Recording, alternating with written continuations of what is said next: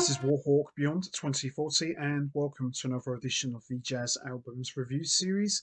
And today, once again, I am going to be taking a look at another 2021 release, this time from one of the most celebrated, respected, and decorated bass players of all time. And he has seen it all, done it all, and played with just about everyone, from Freddie Hubbard to Joe Henderson to Dave Liebman to Fred Hersch to Attila Zoller to Greg Osby to Wayne Krantz to Mark Feldman to Jeff Hirshfield to Dave Douglas, Kumbaya, Frank Lacey, Marvin Smith, Bob Mintzer, the list goes on. And this is his latest recording, which just kind of like slipped under the radar. Didn't really get much publicity, didn't really get talked about that much, but I was always under the impression that it just came out digitally, so I was pleasantly surprised to find a physical copy of this album. And the gentleman I am talking about is, of course, the one and only bassist and composer Michael Formanek, and this is his latest album, a solo bass recording, Imperfect Measures.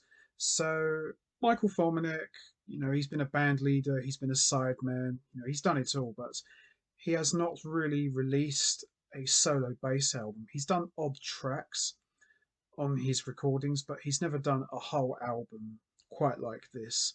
And this album is really good, as you'd expect. Kind of leans towards chamber and avant-garde, but it's a very enjoyable recording if you're a fan of solo bass albums. And as you'd expect, production is top-notch, great playing, lots of great bass work from one of the premier bass players of all time. And very surprisingly, this album did not come out on ECM Records because, ECM Records have done a number of bass albums over the years. So I'm very surprised that this one didn't get released on ECM because Michael Formanek has recorded for ECM and has released a number of albums as a band leader. And he's also played on a lot of ECM recordings as well. So this one just kind of like just slipped under the radar. As I said, nobody really knows about this. I don't think anyone's even talked about it. I think there might have been one review somewhere tucked away in Downbeat, but it's a very good, enjoyable recording. So here we are. I'm just going to have a quick look on the bit there as well. So there's some sleeve notes from Michael Formanek. There's some more there. So this was recorded in 2020. It came out in 2021. And there's the master himself in action.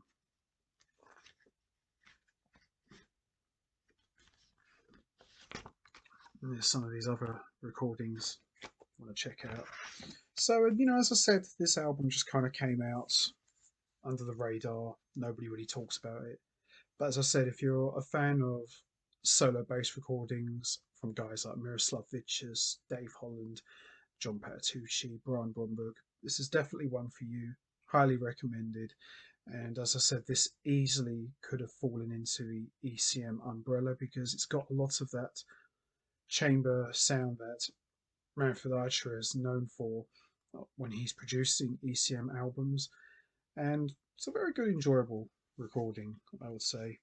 So we've got here Notice Moments, Wisp, The Stand, and we've also got Quick Draw, On the Skin, A Maze, Full Frontal, Airborne, and Loop Back. So there's some good stuff here. I wouldn't really say there's standout tracks. As I said, it's one complete continuous piece of music, so it's all bass, but there's some good tracks, some bowed moments where he's playing the bow, and as I said, it's kind of like leans towards avant-garde. But as I said, if you can find a copy of this, highly recommended for all bass player fans. It's really good, and I'd definitely put this album as one of the best albums of 2021. I definitely would say this is one of the hidden gems of 2021. And as I said, just came out and nobody really knew about it. I was under the impression, as I said already, that this was a digital recording. So to find a physical copy of this was, very, very pleasing and very, very rewarding because, there's some really good stuff on here. So there you have it. Michael Formanek, Imperfect Measures, another strong contender for album of 2021, and certainly one of the best hidden albums of the year. So there you have it. Good stuff there.